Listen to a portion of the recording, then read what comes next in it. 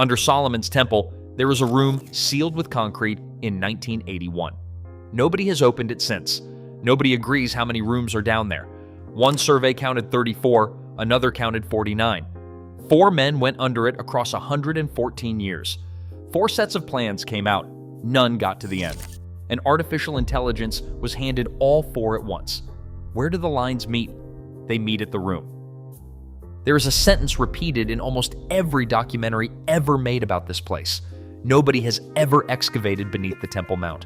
It is not true. Between 1867 and 1981, 4 men went underneath it. One was a 27-year-old royal engineer who sank shafts along the outer walls and crawled the water system by candlelight. One was an English aristocrat who bribed his way in at night and left the country on a yacht with a riot behind him. One was the British government's own director of antiquities who dug beneath the floor of the mosque itself and left part of what he found out of his published report. And one was a rabbi who broke through a wall and stood in a space nobody had entered in centuries. Every one of them was stopped before he finished. What is true is narrower, and it comes down to a pocket compass and a candle. There has never been a controlled, scientific, published excavation of the inside of that platform. Earth moving inside the compound is carried out by the Islamic Waqf, the trust that administers it. Israeli police keep posts at every one of the 11 gates. Serious archaeological work up there is limited by religious sensitivity rather than by any law. And the one time an Israeli court was asked to stop construction on the platform, it declined. So the ground has been entered many times and studied properly, not once.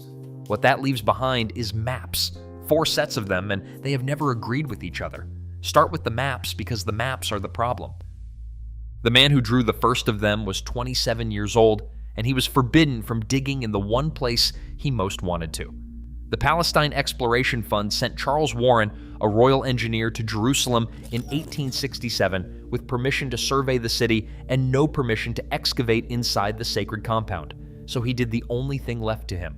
He went around it, and he went under it. Warren sank more than 20 shafts along the western and southern walls, dropping vertically through centuries of rubble and fill until he reached the base of stones that had not seen daylight since Rome. From the bottom of those shafts, he drove horizontal galleries inward toward the platform. He used gunpowder. He worked in the wet and the dark, in passages closed since the Crusades, in a city where every hour of his presence was politically explosive and everybody involved knew it. Then he went down into the water system. Beneath the platform, there is a network of rock-cut chambers.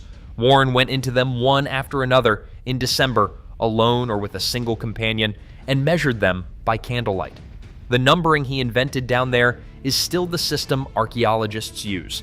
When a scholar today says cistern 8 or cistern 30, they are using a scheme a young officer improvised while standing in cold water in the dark more than 150 years ago. Warren published the margin of error on his own survey, and nobody quotes it. He wrote that the measurements were made with a rule when he was alone and with a tape when he had company. He took his bearings with a pocket compass, and he wrote in print that neither could be considered very exact, because it is no easy matter to work with a candle in one hand and up to the knees in water. He was telling his readers plainly that the map they were about to trust for the next century was approximate. Nobody listened. Nobody could go back and check. There was a second map of those chambers drawn a few years before his, and Warren went down to test it.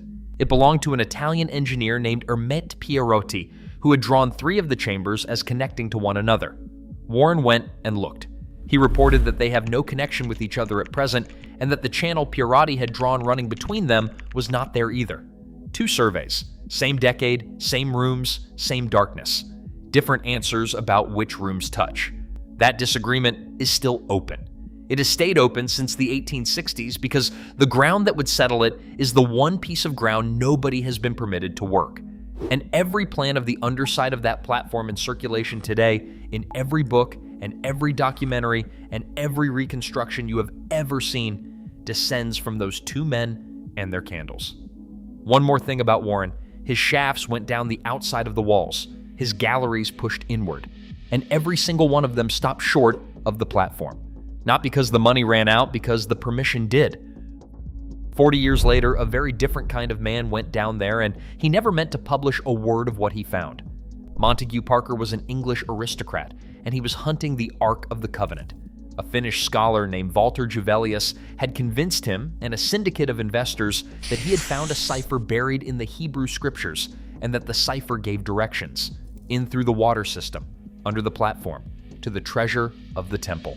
They raised the money by selling 60,000 shares at £1 apiece.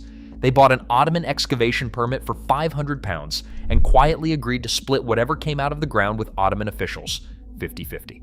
Then they went to Jerusalem and dug in the wrong place for 2 years. The strange thing is that the archaeology they did by accident was real. They worked the tunnels around the Gihon Spring, and the Dominican priest they had brought along to keep the records, Père Vincent, published findings that are cited to this day. That was never the point. In April 1911, they stopped pretending. They bribed the man who guarded the compound at night. They waited for a religious festival that pulled the city's attention to the other side of the walls. Then, night after night, Montague Parker and his men went inside the Dome of the Rock in the dark and dug underneath the most contested stone on Earth.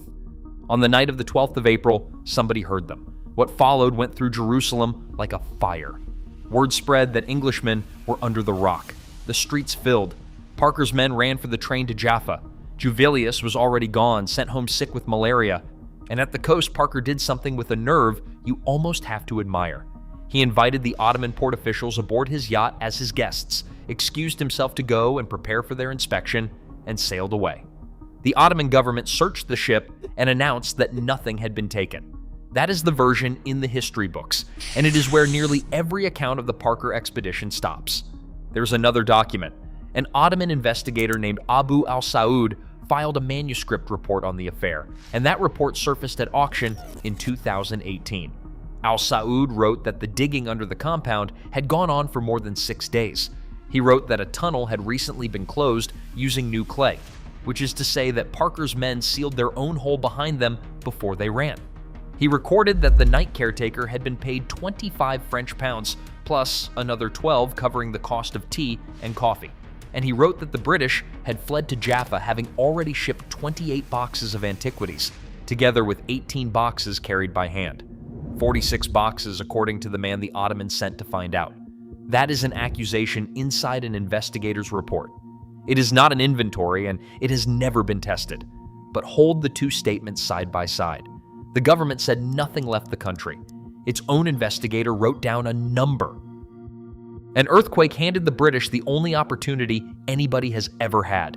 In 1938, it damaged the mosque at the southern end of the platform badly enough that the floor had to come up.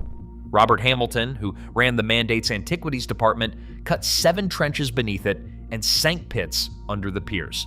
It remains the only real excavation ever conducted underneath that mosque. He found things. He found mosaic floors laid in colored geometric patterns underneath the prayer hall of one of the most important buildings in Islam. When he published his excavation report in 1949, the mosaics were not in it. He also photographed a slab being used as ordinary paving. Carved into it was a centaur. Roman work, 3rd century, its face deliberately battered off, probably from the temple the Romans raised up there after crushing the last Jewish revolt. It is the first Roman sculpture ever found inside that enclosure. Nobody read a word about it for 67 years. It was published in 2009 by Gabriel Barquet and Zaki Devira, working from a box of British Mandate photographs rather than from the ground. Why Hamilton left it out is genuinely disputed, and you should have both versions. One reading is that he had an understanding with the religious authority and honored it. The other, argued by the scholar Michelina di Cesare, is bleaker and more ordinary. The mosaics went unpublished because they were destroyed in the course of digging beneath them. Then, in 1999, the pattern stopped being about omission. Work on an emergency exit for the underground prayer hall cut a pit more than 130 feet long and nearly 40 feet deep with heavy machinery through ground no archaeologist had ever examined. Roughly 9,000 tons of soil came off the Temple Mount and went into the Kidron Valley by the truckload. A Bar Ilan archaeology student named Zaki Devira went and looked at the spoil heap. He and a colleague, Aaron Yardani, began pulling artifacts out of it. He showed what he had found at a conference in Jerusalem. His house was raided by the Israel Antiquities Authority's own theft unit. He was detained and accused of robbing antiquities. The charges were thrown out. De Vera went on to co-found the project that has been sifting that soil ever since, alongside Gabriel Barquet, who died in January 2026. 3 men so far, and the man who tried to rescue the evidence sitting in a police station. Here is the one job an artificial intelligence can do with 4 incompatible maps that a human eye cannot. It stops treating them as pictures. A map of an underground is really a list of 2 things: rooms and the passages between them. Put a pin in every room. Draw a thread between every pair the survey says connects. What you have on the table is a network, and networks can be compared even when the drawings cannot. 2 of the 4 men never drew a plan at all. Parker was digging, not surveying, and Getz got in and got sealed out. What stands in their place in the 4 map set is Pierotti's survey and the modern tunnel work along the western wall that the archaeologist Dan Bahat ran for 20 years. And the 4 plans that do exist cannot be laid on top of each other. Warren's are imperial measurements taken by candlelight with a pocket compass. Pierotti's are a different hand with different assumptions, and at least 3 connections Warren proved were not there. Hamilton's is trenches and photographs from under a mosque floor. Bahat's is modern and precise and covers a different slice of ground entirely. Register them as networks and a different question opens. Where do the lines converge? Even the counting has never settled. Warren logged around 34 rock-cut chambers. A later standard reference works from 45. A recent survey of the literature puts it at 49, with more than 40 feeder channels on top. Nobody has ever agreed how many rooms are under there, which is exactly what a network mapped by interrupted men should look like. And some of those rooms are not what the label says. The man who cataloged them alongside Warren was Charles Wilson, another royal engineer who had surveyed Jerusalem 2 years ahead of him. Wilson's notes are where this gets strange. Cistern 1, he writes, is a tunnel about 130 feet long and 24 feet wide, cut into rock, with 18 feet of clear height under the arch. Wilson measured that much of it. Then he recorded that its course continued due north and also due south, and that how far could not be determined. That is a vaulted corridor wide enough to drive a truck down with both ends unreached, filed under water storage. Cistern 5 has a door. It is cut in the shape of a cross, 48 feet deep, and at its eastern end, Wilson found a low doorway in the rock leading to a flight of steps that climbs away to the south, turns hard to the east, and joins another passage. A few yards past that doorway, the opening was blocked up by earth. Cisterns do not have doorways and staircases. Somebody cut those. Somebody else filled them in. So it took those 4 surveys, drawn by men who never met, registered them into one frame, and asked which of their lines run toward the same point. They run toward the same point. It sits under the western edge of the platform. It carries a number in Warren's own survey. And in 1981, a man got a hole into it. Now the honest part, because this is where most videos about this place quietly start lying to you. No machine has been allowed near the platform, and no scan of the inside of it exists. 4 men's notebooks and a registration is the whole of it. Whatever you believe is down there, that chamber is the answer to where the tunnels go, and it has been packed with concrete for more than 40 years. Subscribe, because the story of how that hole was made is not the story that was published. Go about 150 feet into the tunnel that runs north along the base of the western wall, and you come to a doorway. It is blocked. It has been blocked for most of 1,000 years. Down in the lower courses of the wall, well below the level of any modern street, there is a lintel and a threshold and the clear outline of an opening that was cut while the temple was still standing. Charles Warren described it. It carries his name. Warren's Gate was a working entrance into the platform in the Second Temple period, opening onto a tunnel and a staircase that carried people and goods up into the compound.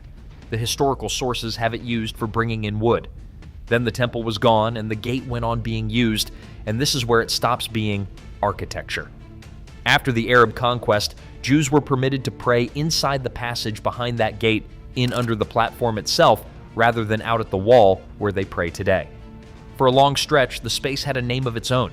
They called it the Cave, and it worked as a synagogue, folded into the western flank of the mount, closer to where the temple had actually stood than Jewish worship had come in centuries. In 1099, the Crusaders took Jerusalem, and the synagogue inside Warren's Gate was destroyed. The space was converted into something with no meaning attached to it at all, a water tank, and that is how it enters the survey. When Warren cataloged the chambers under the platform by candlelight, the gate that had been a synagogue got a number like everything else. Cistern 30. There is one line in the survey notes about that chamber worth more than the whole rest of the entry. Wilson, recording what was found in it, wrote 5 words. Rock was not found there. The chambers in that system were cut down into rock. In this one, the surveyors went looking for the floor and did not reach it. Something is underneath Cistern 30, and in the 1860s, a man with a candle and a sounding line could not tell you what. Now put the network back on top of that. The convergence the 4 surveys agree on, once you register them into one frame, sits at the western edge, at the closest reachable point to the platform's interior, at a gate that was an entrance to the temple, then a synagogue, then a cistern with nothing solid beneath it. Somebody was always going to try that door. The 4th man is the only one of them who ever got through. Rabbi Yehuda Meir Getz moved his family into the Old City after the 6-Day War because his son Avner had been killed in that war and he would not live anywhere else. He was made rabbi of the Western Wall, held the post for 27 years, and ran a school of Jewish mystics a few steps from the stones. He believed the Ark of the Covenant was under the platform. He said so openly, and he believed that of every point a man could reach from the western side, the closest to where the Holy of Holies once stood was that blocked doorway at Warren's Gate. That is his conviction and not a measurement. No published scholarly figure exists for that distance, and anyone who quotes you an exact number of feet is quoting a tourist brochure. Hold on to it anyway, because he acted on it. In July 1981, workmen under Getz's supervision opened the wall. They broke through into the back of Warren's Gate, out of the ministry tunnel, and into the space behind it. And according to the accounts of the dig, what opened up was a passage, a tunnel cut into the living rock, running east, in under the platform, about 90 feet long, 20 feet wide. The floor of it under standing water and mud. Nobody has ever released a photograph of it. There is no film, no survey drawing, no plate. Everything anyone knows about that passage comes from the men who stood in it and from what they chose to write down afterward. East is the direction that matters. East is toward the middle of the mount. By the accounts of the dig, 7 weeks passed before a reporter at Israel Radio, Moti Eden, put it on the air, and the silence ended in an afternoon. What happened underground after that is one of the strangest confrontations of the 20th century, and it is in the record. WACF officials came down into the tunnel system through manholes in the surface of the platform, carrying bricks and mortar to wall the opening up from their side. The Jewish diggers were still inside it. The 2 groups met in the dark underground beneath the most contested acre on earth. It became a scuffle. By the accounts of the dig, an Arab worker was injured by a broken bottle. A border policeman had to be physically restrained from firing his rifle, and Getz himself drew a pistol and did not use it. Nobody had planned for that meeting. Jerusalem police came down and broke it apart. There were at least 2 of these confrontations, weeks apart. The dates in the surviving accounts do not line up cleanly with each other, and anyone who hands you one tidy date for the 1981 incident is smoothing something that was never smooth. Then, the government moved. On learning of the unauthorized breach, Israeli government officials ordered Warren's Gate sealed. They filled a 2,000-year-old gate with cement. The order is attributed to Prime Minister Menachem Begin, to Police Minister Yosef Berg, and to the police commissioner, and the material was reinforced concrete. Separately, the WACF's own chief architect has described sending his workers into the cistern with bricks and mortar and being down inside it with them while they worked. Both of those things happened, and they are 2 different acts. 2 authorities sealed the same hole from opposite directions within days of each other, and in 45 years, neither has reopened it. Getz never said what was in the passage. His diary is the closest thing to testimony that survives, and the diary is a wall of its own. He wrote that he had to refrain from revealing secrets even to that diary. He died in 1995. Whatever he saw down there, he took with him. That is the room the tunnels lead to. That is where the lines converge. For more than 4 decades, the answer to the oldest question in biblical archaeology has been sitting behind a plug of concrete that took an afternoon to pour. And the account of how that hole came to be there, the one printed at the time and repeated ever since, has a problem. The published account, then and now, is an accident. Workmen were cutting a recess into the tunnel wall, a niche to hold a Torah ark, and broke through into something nobody expected. A piece of luck in the middle of ordinary carpentry. That is not what happened. Years afterward, two members of the government-appointed committee that investigated the affair went on the record to say that the story about the niche for a holy ark was merely a cover-up for the real story. The man who filled in the rest was Raphael Eitan. Before he became a public name in Israel, he had spent a career in intelligence, and Getz had brought him inside the secret. Eitan's account is that the opening was planned. The spot was chosen deliberately and placed below the working floor level of the tunnel, precisely so that it was not supposed to be discovered at all. The wall there is soft limestone. The instruction was to work it with a delicate chisel, quietly, and to go east. Picture the shape of that for a moment. A concealed opening cut below floor level so that no visitor would ever see it, worked by hand to keep it silent, aimed at the ground beneath where the Holy of Holies had stood. And this was not one rabbi with a theory and a chisel. By the accounts of who was briefed, the circle that knew ran through the chief rabbis of Israel, Shlomo Goren and Ovadia Yosef. It ran through the Director General of the Ministry of Religious Affairs. It ran through two successive government ministers. It reached the Defense Minister, Ariel Sharon, and it reached the Deputy Prime Minister, Yigael Yadin, who had not come into politics from politics at all. Yadin was a professional archaeologist, one of the most famous his country ever produced. Hold that name against the rest of the list. Yadin had spent his working life excavating this country. He would have understood better than anyone else in that circle exactly what a hand-cut passage running east from Warren's Gate was aimed at, and exactly what it would mean if it ever arrived. He was told. The digging continued. So the whole picture turns over. The accident was a story. The dig was deliberate. It was concealed by design, and it was known at the top of the state. And that same state, the moment the radio carried it and the waqf came down through the manholes, ordered it filled with cement inside a week. The defense minister was told, and the digging continued. That is the part that should keep you up tonight. Men at the highest level of a government let this run in secret for 7 weeks and buried it the moment it became public. Getz's own reaction is the tell. A man surprised by an accident writes that he was surprised. Getz wrote that he was leaving the project with a bitter taste in his mouth. He reached one floor. There is another one underneath it. There is one more floor underneath all of this, and nobody has ever stood on it with an instrument in their hands. Directly beneath the foundation stone, inside the dome of the rock, there is a cave. 16 marble steps go down into it. It is roughly square, about 20 feet across, with a ceiling low enough to make a tall man stoop. Millions have walked through it. In the marble floor of that cave, there is a spot that answers back. Strike it and it returns an echo, and the standard description of that echo in the reference works is that it may indicate a chamber beneath it. That is as far as anyone can go, because the Well of Souls has never been subject to archaeological investigation. Not once in any century, except that a man once wrote that he had been inside it. Ermet Pierotti was the Ottoman-appointed city engineer of Jerusalem in the 1850s, and his access to the water system under that platform was better than any Westerner has had since. Pierotti published an account of squeezing through a side opening half built up with masonry, clearing it, and coming out in a lower chamber. He measured it roughly 22 feet across, its floor deep in dry mud. He described looking up from inside it and seeing the mouth of the hole that led to the upper chamber, and the marble slab. Take that carefully. Pierotti's rivals destroyed him in London in 1864, first over his maps and then with an old army court-martial record, and he died poor. A modern reassessment has argued he was treated unjustly. Warren checked 3 of his connections and found they were not there. He wrote that he stood in that room, and in 160 years, nobody has confirmed it or refuted it. There is one more measurement, and it belongs to a living man. The architect Leon Rittmeyer, who worked those excavations for years, identified a rectangular cutting in the face of the foundation stone and measured it at roughly 2.5 cubits by 1.5. Those are the dimensions the book of Exodus gives for the Ark of the Covenant. His own colleagues say plainly that the identification cannot be verified, and he works under that caveat himself.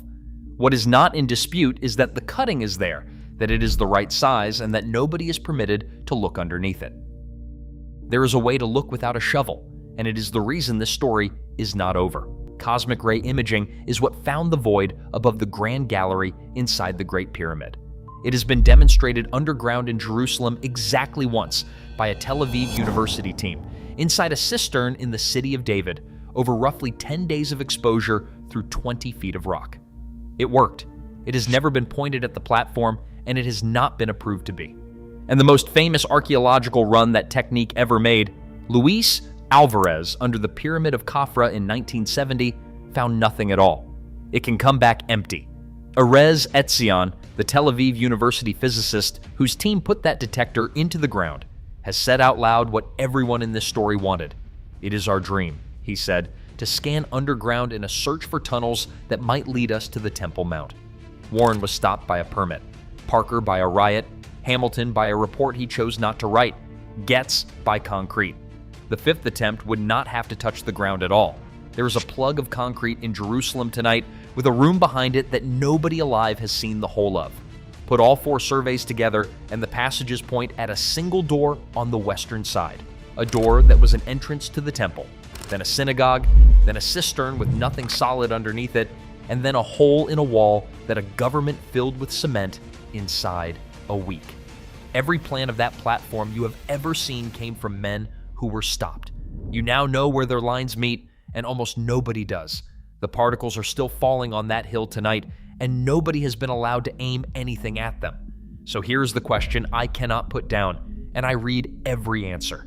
If there is nothing behind that concrete, why has nobody in 45 years been willing to take it out?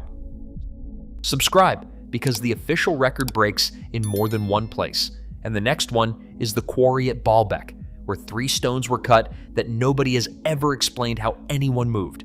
It is on your screen now.